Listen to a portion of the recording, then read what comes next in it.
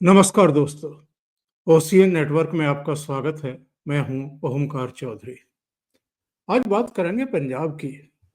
पंजाब में भी आम आदमी पार्टी की आम आदमी पार्टी की ही वहां सरकार है और दिल्ली में चुनाव हारने के तुरंत बाद अरविंद केजरीवाल के बारे में सुना जा रहा है। और सुना क्या जा रहा है, देखा भी गया है कि गाड़ियों के लंबे काफिले के साथ वो होशियारपुर के एक गांव में पहुंचे हैं, जहां पर विपश्यना करेंगे अगले 10 दिन के लिए। ये मामला केवल विपश्यना का है या कुछ और भी है? अब कई तरह की खबरें आ रही हैं कि परिवार के साथ गए हैं। तो क्या पूरा परिवार विपश्यना के लिए गया है या इसमें कुछ और भी पेच हैं? उनको भी तलाश करने की कोशिश करेंगे अगर कुछ है तो। लेकिन इससे भी बड़ी खबर ये है कि जो भगवंत मान चीफ मिनिस्टर रहते हुए शंभू बॉर्डर पर, खनौरी बॉर्डर पर या डबवाली में जो किसान रोके गए थे, किसानों के नाम पर जो जमावड़ा था उसको रोका गया था, दिल्ली ना जाने पाए, तो तब किस तरह की जबान का इस्तेमाल कर रहे थे। और अब जबकि ये उनके गले में घल गए हैं, तब वो किस तरीके से आपा खो रहे हैं। तब अगर वो दिल्ली पर चढ़ाई करते, दिल्ली में फिर से जाकर के बैठते, सड़कें जाम करते, नेशनल इंटरनेशनल मीडिया का ध्यान आकृष्ट करके मोदी सरकार को, भारत को बदनाम करते, तो इन्हें कोई दिक्कत नहीं थी। लेकिन पंजाब में अगर वो शंभू बॉर्डर पर बैठना चाहते हैं, खनौरी बॉर्डर पर बैठना चाहते हैं या चंडीगढ़ आकर के मोर्चा लगाना चाहते हैं, तो इनके पेट में कई तरह के दर्द और मरोड़ उठनी शुरू हो चुकी है। और ये तो उन कथित किसान नेताओं का कहना है, मेरा नहीं, कि इस तरीके से मीटिंग में हत्थे से उखड़ जाना, मीटिंग को छोड़ करके चले जाना और कहना कि जाओ फिर लगा लो मोर्चा, ऐसा तो उन्होंने अपनी जिंदगी में कभी नहीं देखा। इससे पहले भी चीफ मिनिस्टर से उनकी मुलाकातें, बातें हुई हैं, वार्ताएं हुई हैं, नेगोशिएशंस हुए हैं, यहाँ तक कि केंद्रीय गृह मंत्री और प्रधानमंत्री से भी हुई है। तो इन मुद्दों पर आज बात करेंगे कि मामला क्या है, और टाइम बचा तो फिर संभल पर भी थोड़ी सी चर्चा करेंगे। मेरे साथ जुड़ रहे हैं जलंधर से ही, पंजाब से ही बाबा रामदास जी। तो रामदास जी को जोड़ करके चर्चा को आगे बढ़ाते हैं। बाबा जी, बहुत स्वागत है, नमस्कार। जय श्री राम। जय श्री राम। बाबा जी, हो क्या रहा है पंजाब में? सबसे पहले हम चीफ मिनिस्टर की बात कर लें। चीफ मिनिस्टर में क्या इतना संयम नहीं है कि अगर आपने जत्थेबंदियों को बुलाया है बातचीत के लिए, तो तसल्ली से उनकी बात सुन ली जाए। और अगर वो एडामेंट हैं इस बात को लेकर के कि 5 मार्च का हमारा कार्यक्रम रहेगा, तो इतना ज्यादा हत्थे से उखड़ना, मीटिंग छोड़ करके चले जाना, उनको चैलेंज करना, ये सब क्या दर्शाता है? सर, सबसे पहले आपको ये देखना होगा कि आखिर पंजाब के किसान जिनकी तोपों का मुंह अब तक दिल्ली की तरफ था, वो तोपें अचानक चंडीगढ़ की तरफ घूम क्यों गई? पिछले 5 साल से वो तोपें अपनी सारी फायरिंग दिल्ली पे कर रही थी, तो अब ऐसा अचानक क्या बदल गया कि वो तोपें अब चंडीगढ़ पे फायरिंग कर रही? पहला कारण, दर्शकों को मैं ये ध्यान आकृष्ट करना चाहूंगा, सर, उन तोपों का मुंह चंडीगढ़ की तरफ मोड़ा किसने? 2.5 घंटे तक वो जिस वार्ता का आप जिक्र कर रहे हैं ना सर, 2.5 घंटे तक एक मुख्यमंत्री उन किसान नेताओं से बात करता रहा और बड़ी धैर्यपूर्वक सुनता रहा, और उसने उनको बहुत समझाने की कोशिश की और उसने यही कहा, जी आपकी सारी बातें हम ध्यान से सुनेंगे, पर इस तरीके के रोज रोज के धरने से जनता परेशान होती है। हमारा प्रदेश धरना प्रदेश बन गया है और पूरी की पूरी इंडस्ट्री, पूरा बिजनेस, पूरा ट्रेड तबाह हो गया, बर्बाद हो गया। पाकिस्तान, पंजाब दिवालिया होने की कगार पे आ गया है। तो ये आप रोज रोज के धरने बंद कीजिए। इतना समझाने के बाद भी जब उन्होंने पूछा, पूरी रामायण जब सुना दी, तो किसान नेता बोले, सीता कौन था भाई? 2.5 घंटे की वार्ता के बाद भी उन्होंने बोला, आप बताइए क्या करना है? बोला, जी धरना तो लगेगा। तो भगवंत मान ने कहा, फिर जब धरना लगेगा तो फिर वार्ता किस लिए करने आए हो? मैं आपकी सारी मांगे मानने को तैयार हूं जो मानने लायक हैं। बोले जी धरना तो फिर भी लगेगा, तो बोले फिर धरना लगाओ। बोले सारी मांगे होंगे कैंसिल। भगवंत मान उठ के चला गया। तो सर वो इसलिए चला गया क्योंकि वो इस बात को समझ गया था कि ये वार्ता करने आए ही नहीं है। इनका उद्देश्य किसी वार्ता करके किसी समझौते पे पहुंचना ही नहीं है। दे आर एडमेंट कि इनको तो सिर्फ चंडीगढ़ में अराजकता ही फैलानी है। तो वो उठ के चला गया और उसने बोला पकड़ो सबको। और रात को 2 बजे जो है इन किसान नेताओं के घरों पर पुलिस की छापेमारी शुरू हो गई।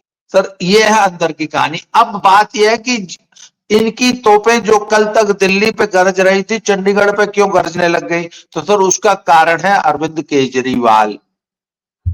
उस व्यक्ति ने किसानों को इशारा। अच्छा सर आप मैं आपको थोड़ा सा पीछे ले चलूंगा। जिस दिन दिल्ली का रिजल्ट आया उसके 2 दिन बाद इसने दिल्ली के कपूरथला भवन में सारी की सारी पंजाब गवर्नमेंट और पंजाब के सभी विधायकों को तलब कर लिया। तलब क्या जी? समीक्षा बैठक होगी। सर समीक्षा बैठक कितने मिनट चली? 24 मिनट।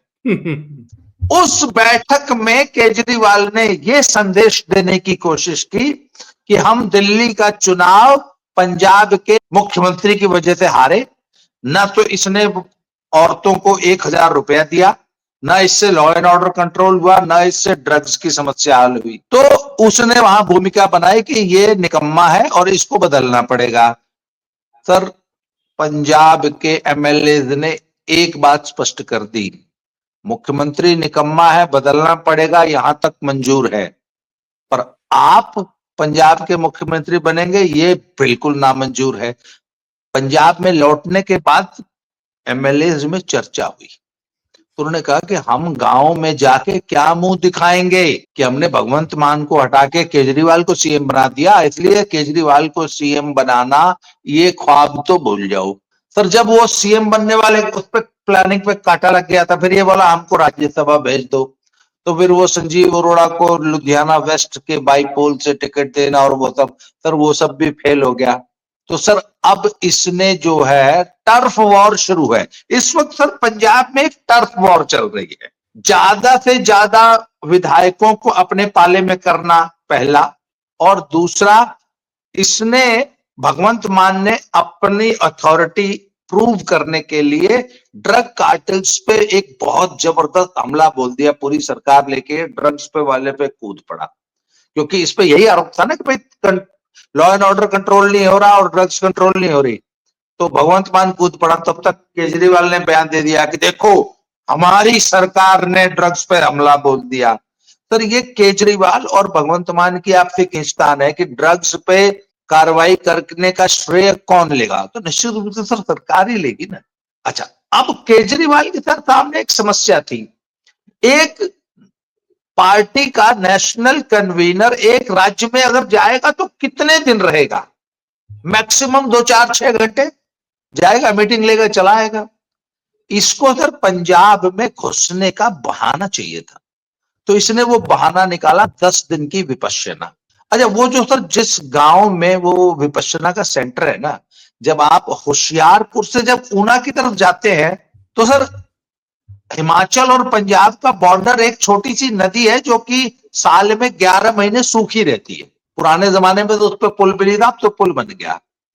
तो होशियारपुर ऊना वाली बसें उसी रूट से जाती हैं। तो वहां पे सर एक गांव है जहानखेला। जहानखेला में सर एक बीएसएफ का सेंटर है और एक पंजाब पुलिस का सेंटर है। वहीं उसी एरिया में अगल बगल के 2 गांव हैं, उसमें विपश्यना का सेंटर है।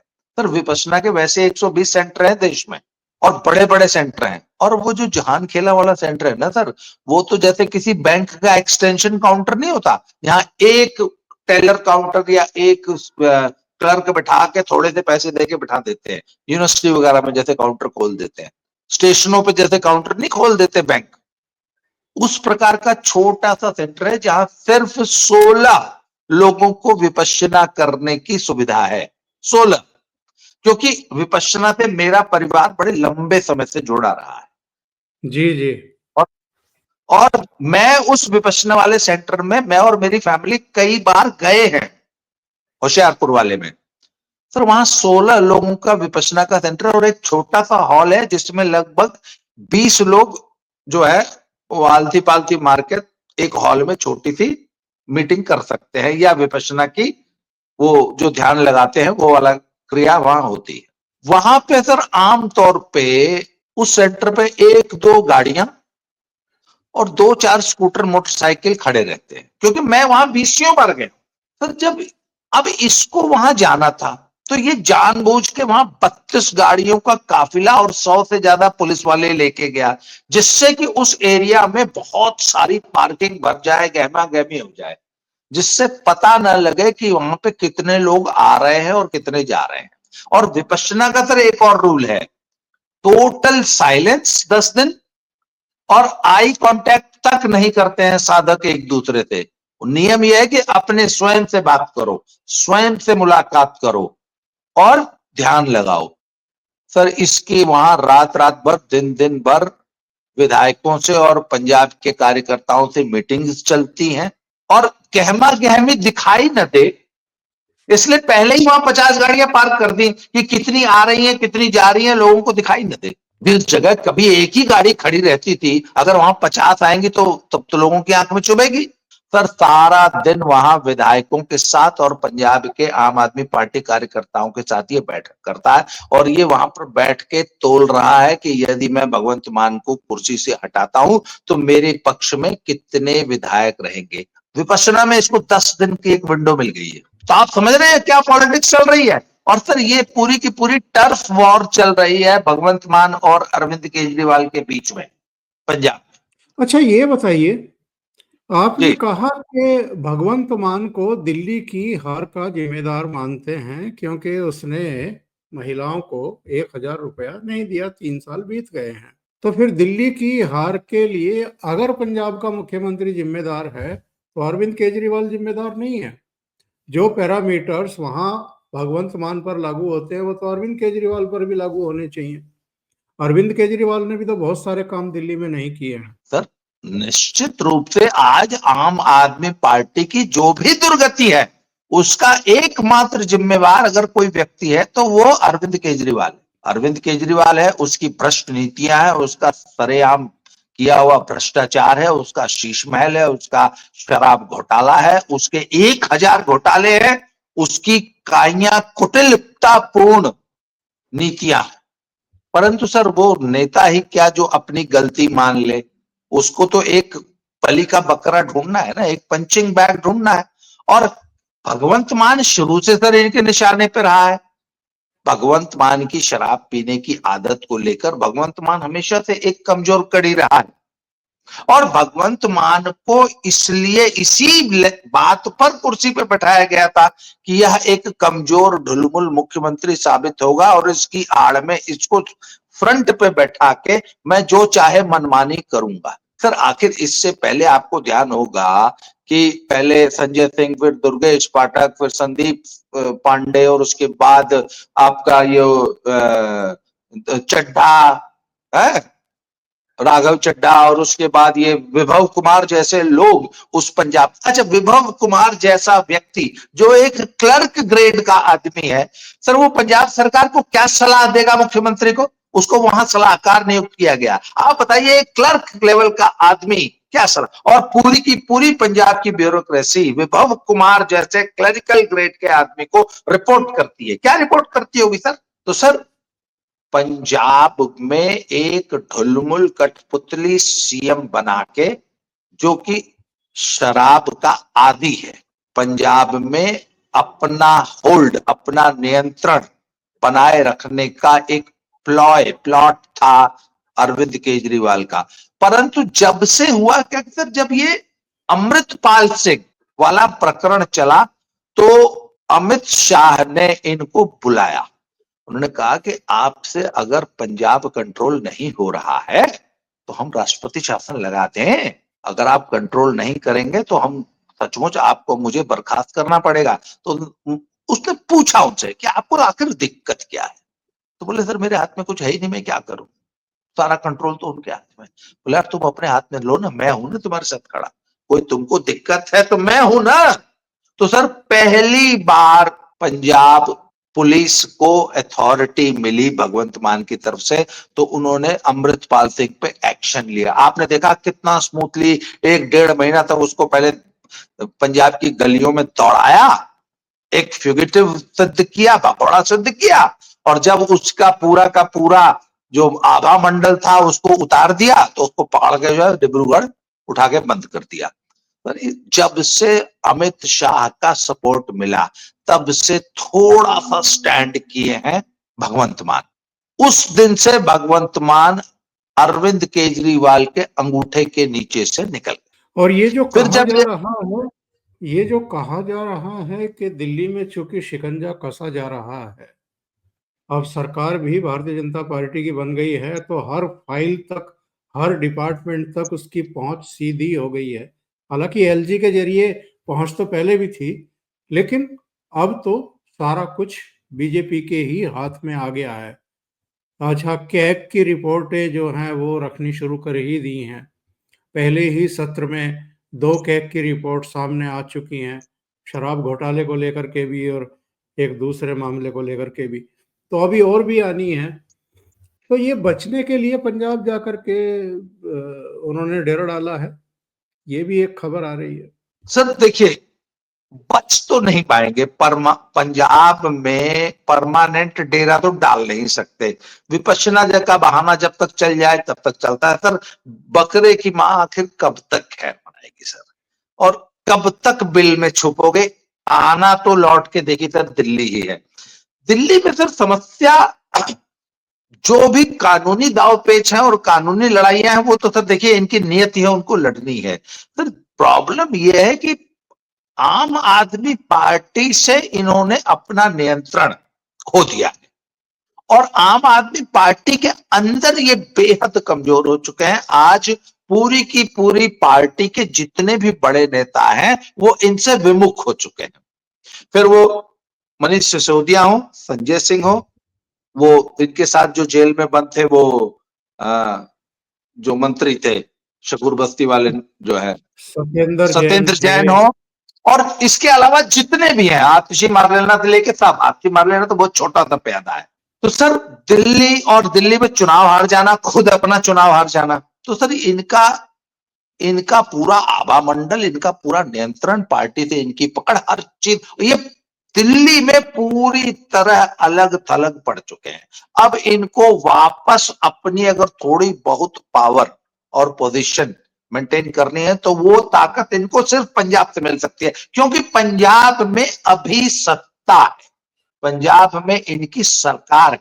और सब देखिए ना, इस विपश्यना की मीटिंग में इसके पास पूरा वीवीआईपी प्रोटोकॉल था, और 100 से ज्यादा पंजाब पुलिस के कमांडो सुरक्षा, Z+ सिक्योरिटी पंजाब पुलिस द्वारा प्रोवाइड कराई गई थी। तो वो एक बहुत बड़ी ताकत, एक बहुत बड़ा एक, अच्छा इसके अलावा सर पंजाब बहुत रिच स्टेट है आज भी।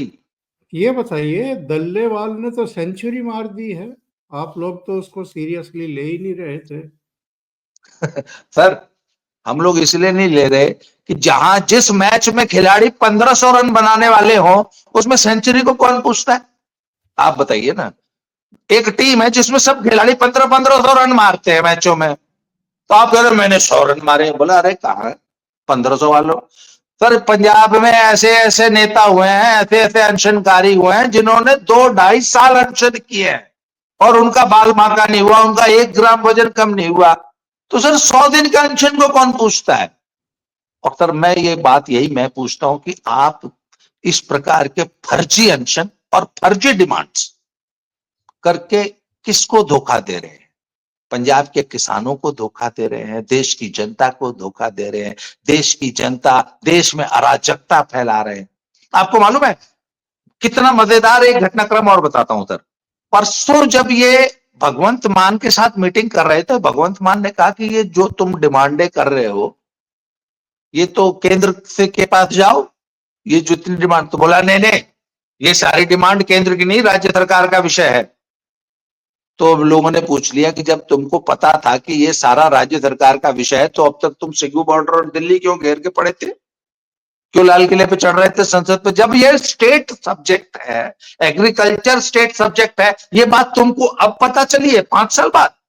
एमएसपी देना भगवंत मान का काम है, तुम आज बोल रहे हो, 5 साल पहले तो क्यों नहीं बोल रहे थे? तब तो तुम मोदी से एमएसपी मांग रहे थे। तो सर, न तो ये किसान नेता बच्चे हैं, ना भगवंत मान बच्चे हैं। ये भगवंत मान और आम आदमी पार्टी के चढ़ाने बढ़ाने पे ही तो दिल्ली घेरने गए थे। ये भगवंत मान के चढ़ाने पे ही तो शंभू बॉर्डर पे बैठे थे 1.5 साल थे। अब केजरीवाल ने उनको बोलिया, इनकी तोपों का मुंह कर दिया चंडीगढ़ की तरफ। तो अब भगवंत मान को पता चल रहा है कि अंश, अरे भाई, अंश आंदोलन करने से देश की इकोनॉमी बर्बाद होती है, पंजाब को बर्बाद मत करो। अब इनको अकल आई है, जो हो भाई, आंदोलन से तो खरा नुकसान होता है। 5 साल से अकल नहीं आई थी जी। तो इनके पीछे है कौन? आम आदमी पार्टी है, कांग्रेस पार्टी है, विदेशों में बैठी हुई ताकतें हैं। कौन है जो इनको वित्त पोषित कर रहा है? सर, इनके हैंडलर्स विदेशों में बैठे हुए डीप स्टेट के गुर्गे थे। डीप स्टेट के गुर्गों के 100 टांगे हैं इंडिया में। जैसे आईएसआई पोषित खालिस्तानी आतंकवादी, कांग्रेस के राहुल गांधी जैसे नेता, आम आदमी पार्टी के अरविंद केजरीवाल जैसे नेता, इन सब ने देश को बांटने, तोड़ने, देश में आग लगाने और देश को ढाका बांग्लादेश बनाने की सुपारी ली है। और इनके हैंडलर सब विदेश में बैठे हुए डीप स्टेट के लोग हैं। वही इनको आज तक बोलते थे कि दिल्ली की तरफ कूच करो, अब उन्होंने कह दिया, क्योंकि डीप स्टेट आम आदमी पार्टी से पूरी तरह निराश हो चुका है कि ये डीप स्टेट में जो खालिस्तान एंगल, कि अब ये आम आदमी पार्टी हम खालिस्तानियों के किसी काम की नहीं रही है। तो इन्होंने अपने इन गुर्गों को बोल दिया कि तुम अब अपनी तोप का मुंह चंडीगढ़ और भगवंत मान की तरफ घुमा दो।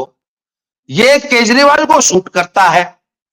अगर तोप का मुंह चंडीगढ़ घूम जाए तो केजरीवाल को सूट करता है। तो केजरीवाल ने बोला, हाँ हाँ, घुमा दो घुमा दो। तो इनके हैंडलर्स तो सब वही डीप स्टेट वाले हैं, जॉर्ज सोरोस के पिट्ठू, जो भारत को तोड़ने की सुपारी इनको दे के बैठे हैं वहां पे।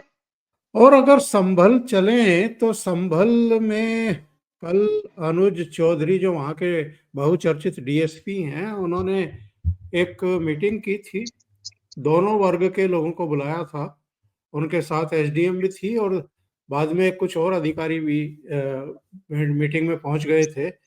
और सबको समझाया गया कि भाई, इस बार जो होली है और जुमा है वो एक ही दिन पड़ रहे हैं।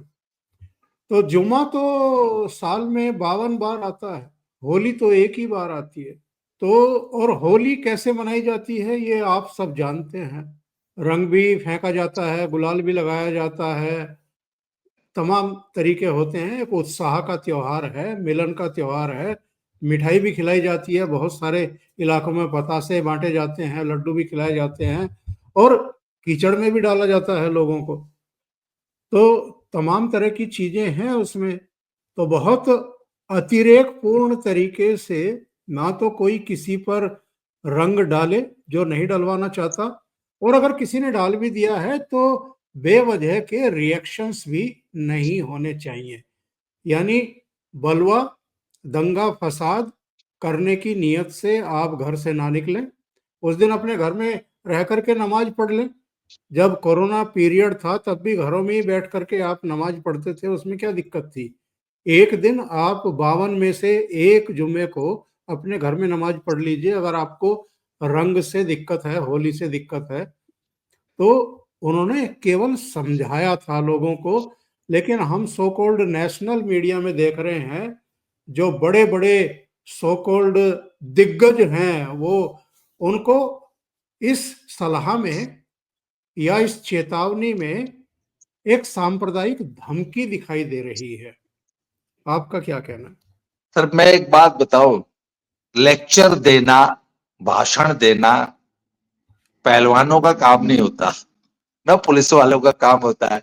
पुलिस को अगर कुछ कहना था तो सर, जैसे मायावती लिखित बयान पढ़ती है ना, 90 तुले शब्दों में लिखित बयान पढ़ देना चाहिए था।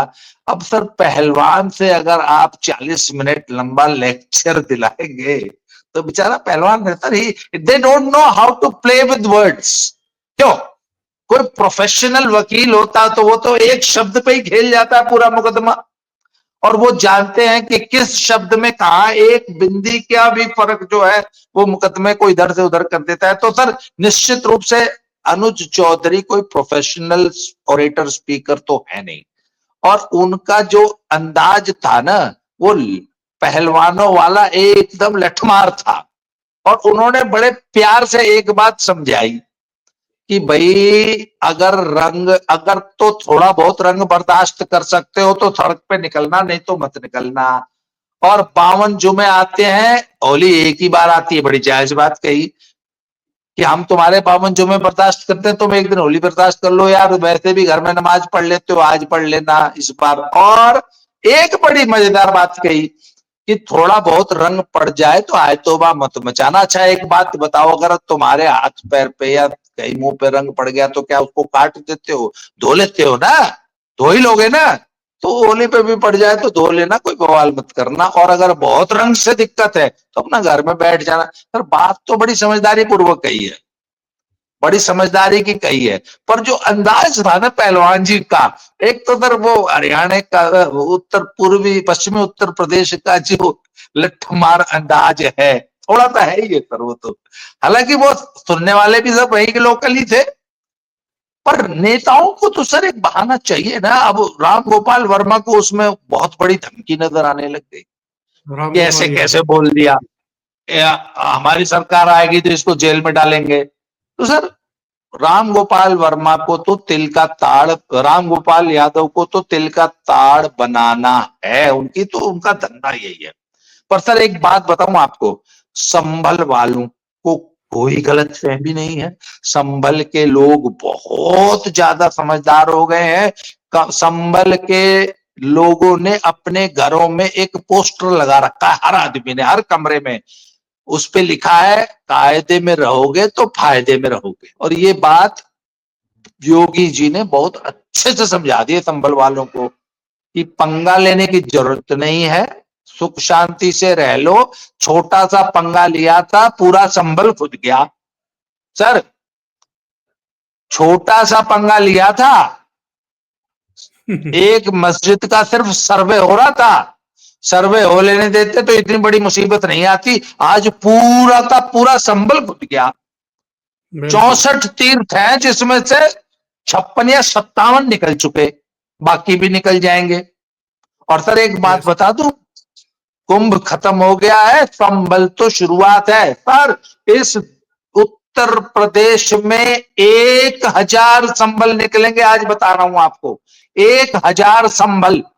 और हर संभल में 59, 60, 65 तीर्थ निकलेंगे जो मुसलमानों ने कब्जा कर रखे हैं। और सर संभल तो it was just the beginning. मैंने बोला ना आपको, उत्तर प्रदेश में 1000 संभल निकलेंगे। ये बात अनुज चौधरी तो सर बहुत छोटा सा एक अधिकारी है ना सर, वो अनुज चौधरी नहीं बोल रहा था, इतना ध्यान रखिएगा। वो सही है। शासक जो सर राजा नहीं बोलता सर, उसका दंड बोलता है। राज दंड शासन करता है, राजा थोड़ी ना शासन करता है। जहां राजा बैठता है सिंहासन के बगल में एक राजदंड होता है, वही जिसको संगोल बोलते हैं, वो मोदी जी लेके आए थे, संसद में स्थापित किया था। सर राजदंड बोलता है, तो वो अनुज चौधरी नहीं बोल रहा था, राजदंड बोल रहा था, वो योगी जी बोल रहे थे, वो उत्तर प्रदेश की सरकार बोल रही थी। और सर संभल के नहीं, हिंदुस्तान का मुसलमान बहुत समझदार है सर, उसको आप बिल्कुल भी कमजोर मत, वो बेवकूफ मत मानिए, बहुत सियाना है सर। उसको अच्छी तरह समझ में आ गई है कि जिस दिन होली वाले दिन जुमा पड़ जाए तो होली कैसे मनानी है और जुमा कैसे, नमाज कैसे पढ़नी है। सर बिल्कुल निश्चित रहिए, कुछ नहीं। आज तो बरसाना पहुंच गए हैं योगी आदित्यनाथ, और जी वहां पर जी जी होली की शुरुआत भी कर दी है उन्होंने। बाबा जी जी। बहुत बहुत धन्यवाद, आप जुड़े, ओशियन नेटवर्क के लिए इतना समय निकाला और महत्वपूर्ण धन्यवाद सर, मुद्दों पर। बहुत बहुत धन्यवाद। जय thank you Shri so Ram. Much. जय श्री राम।